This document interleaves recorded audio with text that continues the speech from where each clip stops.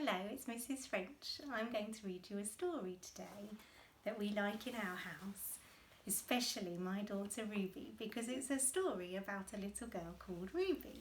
It's called Ruby's Worry. Ruby loved being Ruby. She loved to swing up high. She loved to explore wild, faraway places. Sometimes she even went all the way to the bottom of the garden. Ruby was perfectly happy until one day she discovered a worry.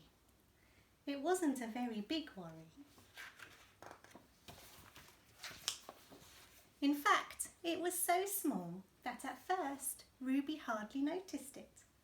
But then the worry started to grow. Each day it got a little bigger.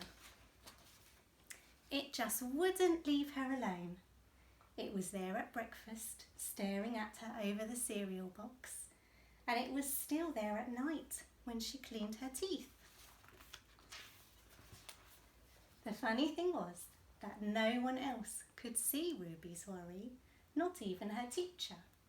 So Ruby pretended that she couldn't see it either. She tried to carry on as if everything was normal, but it just wasn't. The worry was always there, stopping her from doing the things she loved. Ruby wondered if the worry would ever go away. What if it didn't? What if it stayed with her forever? Ruby didn't realise, but she was doing the worst thing you can ever do with a worry.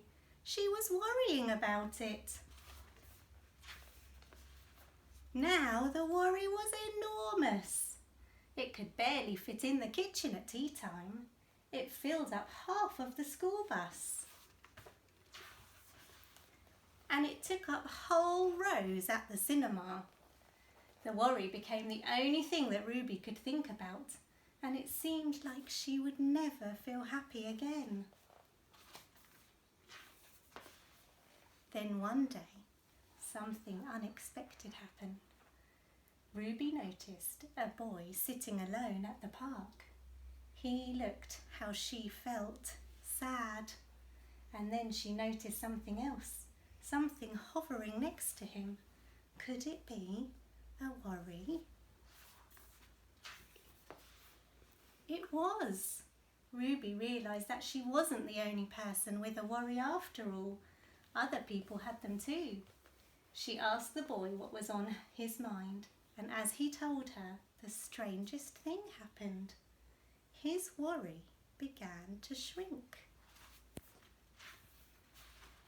Then Ruby did the best thing you can ever do if you have a worry. She talked about it. As the words tumbled out, Ruby's worry began to shrink until it was barely there at all. Soon, both of their worries were gone. Finally, Ruby felt like herself again. Of course, that wasn't the last time that she ever had a worry. Everyone gets them from time to time, but now she knew how to get rid of them. And they never hung around for long. So remember, if you have anything you're worried about, if you tell a grown-up, they might be able to help you. Thank you for listening. Hope to see you soon.